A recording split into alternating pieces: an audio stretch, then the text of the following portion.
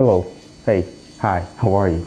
So, not too long ago, I made a video on the importance of knowing how you sit, especially if you have aches and pains throughout your body and when you work in front of the computer.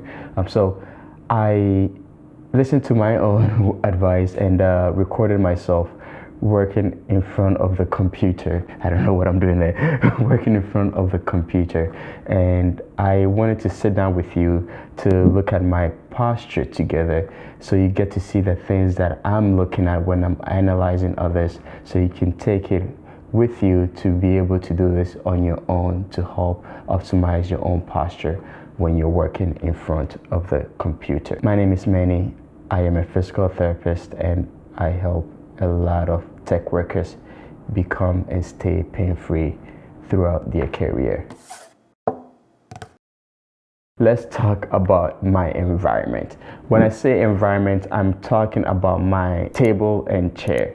Let's be honest, it is atrocious. But that is what I have for now, and it is all that I have to really edit my videos on. So we'll talk about what is not really great about them, and then I'll make a future update to let you know what the things that I did to help optimize this workstation a little bit. Because my table is not adjustable, it makes it very hard for me to adjust my posture in ways that benefits me the most.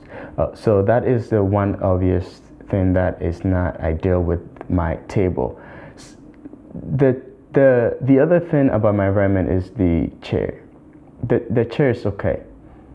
Okay, it's terrible. Ideally, similar to the table, if it was adjustable, it will actually, if either one were adjustable, it will give me a lot more options to stay in a much more suitable positions when I'm working in front of the computer. But the table is not great and the chair is not great either. The other thing about the chair is that I should mention is that if it had a backrest, it would be a billion times better on my back to have something to rest my back against. So those are the things about my chair and table that are not really great for my posture and for a guy that talks about posture quite a lot. But I did not foresee talking or making videos about things that I needed to address within my community. So yeah. So now that you've looked at your environment, the second thing that you should look at is position that you are in a lot when you're working for the computer, and then the position that you get into a lot when you are working in front of the computer. This is especially important if you're developing muscle aches and pains, because sometimes this is the key to figure out what repetitive motion you're getting into when you're working in front of the computer. So I'm just gonna skim through this section and just get an idea of the things, the position that I am in a lot and positions that I get into a lot, just to pick out things that I can correct. And already I am noticing a theme with my posture and the way I sit in front of this table and setup. So let's pick out those positions. First off, my neck is not in a great position because my table is not adjustable, because my chair is not adjustable. I have to look down on my computer.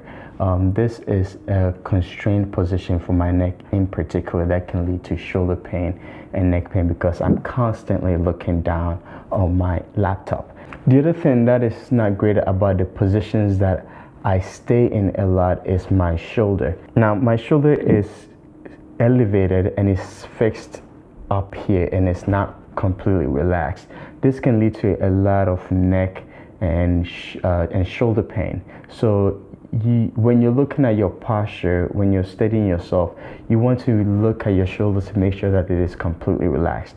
Now, the reason why my shoulders are elevated is likely because the table is way too high for me. So my elbow is situated on the table at a point where it raises my shoulder up.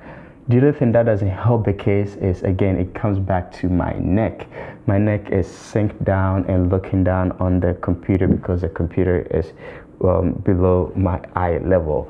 So that even exaggerates and that further exaggerates the elevation of my shoulder, leading to upper trap tightness or muscle aches and pain in my neck and around my shoulder blade. So that is the second position that I've noticed that I stay in a lot, that I will need to be mindful of when I'm working in front of a computer. So this might be something you may want to also look at for yourself. Now, the third position that I stay in a lot that I've noticed in this video is, well, really is with my low back. It doesn't seem obvious here, but my low back is rounded a bit. It is rounded out in terms of it has this curve to it. I'm exaggerating it for the camera, but that is not what my natural lumbar curvature should be.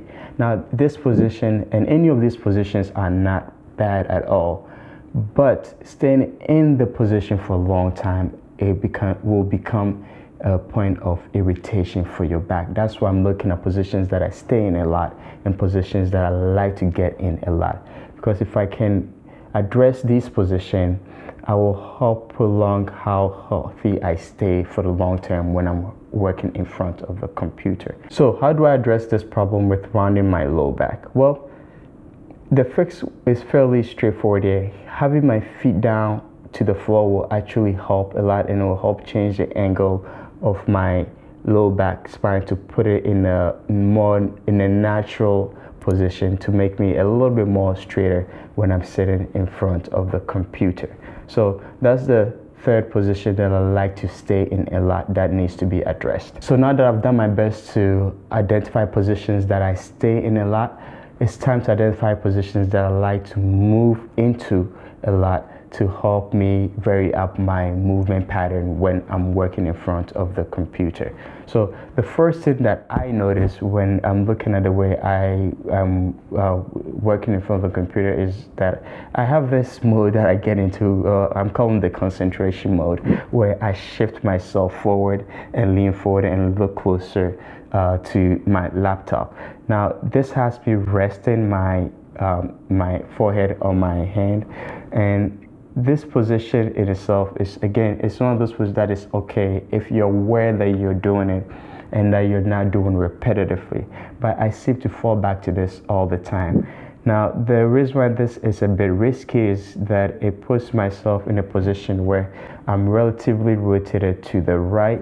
This can put tension along the middle of my shoulder blades and my neck, and I've experienced this myself as well, and can cause a bit of discomfort and aches along the middle of my shoulder blade. So you want to be mindful of positions that you do repetitively that may cause aches and pains. And for me, this is definitely, my concentration mode is definitely a position that I fall into a lot. And this is something that will definitely I would definitely reduce if I get a better table or a chair, or adjust my environment to make it a little bit more ergonomic for me. The other thing that I do a lot, and the other motions that I move into a lot, is really with my feet. I shift my feet around quite a bit, and that is okay. Right, I have my feet on the beams, and then I'll shift it back to the chair.